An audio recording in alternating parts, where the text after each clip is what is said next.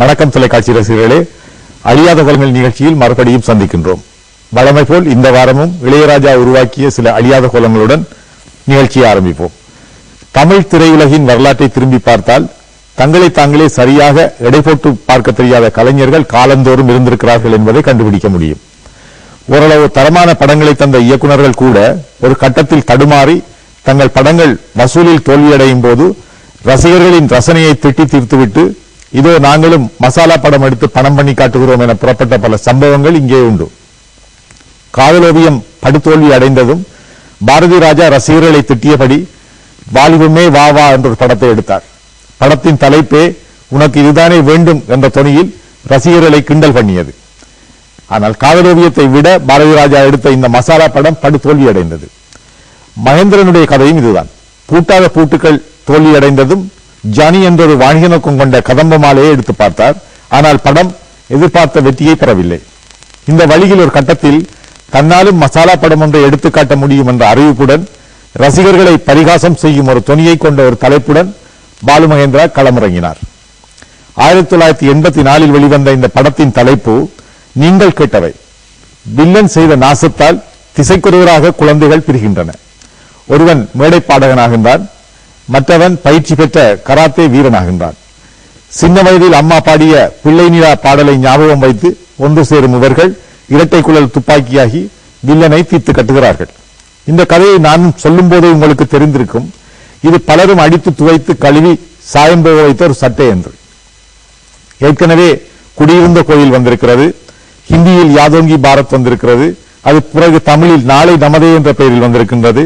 இதை மறுபடியும் நாங்கள் கேட்டோமா என்று ரசிகர்கள் நீங்கள் கேட்டதை நிராகரித்ததில் ஆச்சரியப்பட ஒன்றுமில்லை. இது உணர்த்தும் செய்தி என்னவென்றால் மசாலா படம் எடுப்பதற்கு கூட ஒரு வகையான கெட்டித்தனம் தேவைப்படுகிறது என்பதாகும். இதில் கராத்தே வீரனாக பானுசந்தர் சம்பந்தப்பட்ட காட்சிகள் டெம்பிள் ஆஃப் ஷாவலிங் என்ற ஹாலிவுட் திரைப்படத்தை ஞாபகப்படுத்தியது.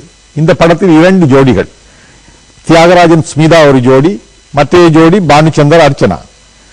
பானுசந்தர் உண்மையிலேயே ஒரு கராத்தே வீரர். பாலு மகேந்திராவின் இன்னொரு திரைப்படமான ஜீவா சக்தியினால் முழு குடும்பத்திற்கும் செய்யக்கூடியது ஏராளம். சில படங்களுடன் காணாமல் போன பானுசந்தர் சுஹாசினி தொலைக்காட்சிக்காக இயக்கிய சிநேகிதி நாடகத்தில் முக்கிய பாத்திரமேற்று நடித்தார். அவருடன் இந்த பாடல் காட்சியில் தோன்றப்போகும் அர்ச்சனாவை பற்றி சொல்ல தேவையில்லை. ஷோபாவின் மறைவுக்கு பின் தோன்றிய பாலு மகேந்திராவின் ஆஸ்தான நாயகி இவர். இந்த கனவு பாடல் காட்சி சரோஸ்வினி ராகத்தில் அமைந்த பாடல். கங்கை கொண்ட சோழபுரத்தில் இது படமாக்கப்பட்டது. இந்த பாடலை எஸ்பி பாலசுப்ரமணியும் எஸ் ஜானகியும் பாடியிருந்தார்கள்.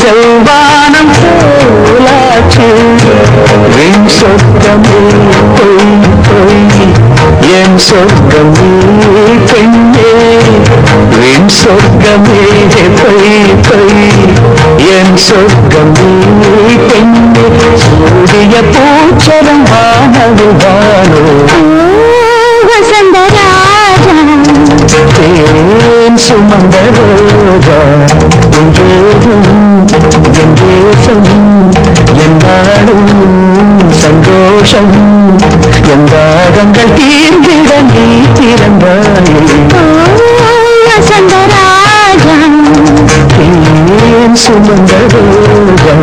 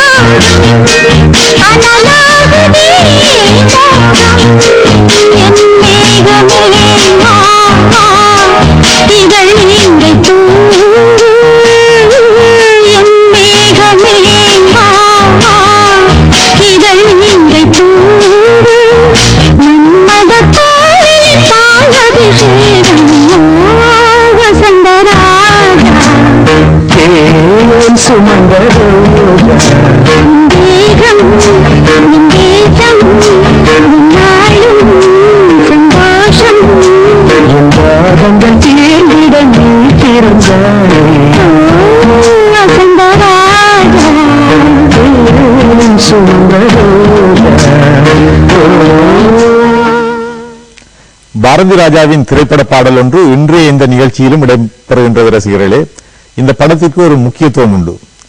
இதில் கதாநாயகனாக நடித்தவர் வேறொரு தலைமுறையின் பிரதிநிதி. மிகை நடிப்பை வெளிப்படுத்தியவர் என பல விமர்சகர்களாலும் குறிப்பிடப்பட்டவர். அவர் பாரதி ராஜாவின் படத்தில் நடிக்கப் போகின்றார் என்ற போது யார் யாரிடம் சரணடைய போகின்றார்கள் என்ற பலத்த எதிர்பார்ப்பு உண்டாகிவிட்டது. அந்த நடிகர் வேறு யாருமல்ல, நடிகர் திலகம் சிவாஜி கணேசன். சிம்மக்குரலோன் சிவாஜி கணேசனிடம் பாரதி ராஜா முன்வைத்த கோரிக்கைகள் இவ்வளவுதான். அண்ணே, நீங்க நான் சொல்ற இடத்துல நில்லுங்க, நான் பார்க்க சொல்றபடி பாருங்க, பேச சொல்ற வசனத்தை அப்படியே அதே மாதிரி இயல்பா பேசுங்க, ஆனா நீங்க நடிக்க மட்டும் செய்யாதீங்க. இவைதான் பாரதி ராஜா சிவாஜியிடம் முன்வைத்த வேண்டுகோள்கள். சிவாஜி அவற்றை அப்படியே ஏற்றுக்கொண்டார். முதல் மரியாதை என்ற திரைப்படம் இப்படித்தான் 1985 வெளியானது.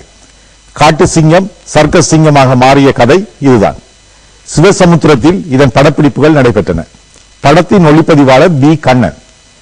பாரதி ராஜாவின் வழக்கமான கிராம மசாலாக்கள் முதல் மரியாதையில் இருந்த போதும் அது கொண்டிருந்த உள்ளடக்கம் பொருந்தா காதல் ஒன்று சம்பந்தப்பட்டது. நடுத்தர வயதை கடந்த தன் சொந்த அபிலாஷைகளை மனதிற்குள் பூட்டி வைத்துக் கொண்ட ஒரு மனிதருக்கும் அந்த கிராமத்திற்கு வந்து சேரும் ஒரு இளம்பெண்ணுக்கும் இடையே பூக்கும் நட்பையும் அது மெல்ல விசாலித்து வேறொரு திக்கு நோக்கி நகர்வதையும் இந்த படம் விபரித்து சென்றது. அந்த ஆழமான ஆற்றுக்குள் மேலும் காலை விட விரும்பாத பாரதி ராஜா படத்திற்கு ஒரு காவியத்தன்மையை ஏற்றி பார்வையாளர்களின் கவனத்தை திசை திருப்பி விடுவார். இந்த முக்கியமான பாத்திரங்களில் சிவாஜி கணேசனும் ராதாவும் நடித்தனர். வார்த்தைகளால் சிவாஜியை வறுத்தெடுக்கும் ஒரு மனைவியாக வடிவுக்கரசி வருவார். படத்தின் இறுதிப் பகுதியில் நுழையும் சத்யராஜ் ஒரு திருப்பும் முனையாக அமைந்து விடுவார். இந்த படத்தில் இன்னொரு கிளைக்கதையும் இருந்தது. ஆடுகள் மேய்க்கும் இளம் காதலர்கள் சம்பந்தமான கதை அது. அந்த பகுதி தமிழின் முக்கிய எழுத்தாளர் கி. ராஜநாராயணனின் கோவலை கிராமம் என்ற நாவலில் இருந்து உருவப்பட்டது என்பதை பாரதி ராஜா இன்று வரை எந்த இடத்திலும் குறிப்பிடவில்லை. இத்தகைய சிறப்புகள் கொண்ட இந்த படத்தில் இடம்பெற்ற முக்கியமான ஒரு பாடல் இது. இரண்டு ஆன்மாக்களில் ஒன்று அந்த குயிலின் முகவரி தேடி அலைகின்றது, மற்றது அந்த ஆன்மாவுக்கு முகம் காட்டாமலேயே ஆறுதல் கூறுகின்றது. பேச்சு வழக்கில் கவிஞர் வைரமுத்துவால் எழுதப்பட்ட இந்த பாடலை உணர்ச்சி தகுந்த பாடியவர்கள் மலேசியா வாசுதேவன், எஸ். ஜானகி ஆகியோர்.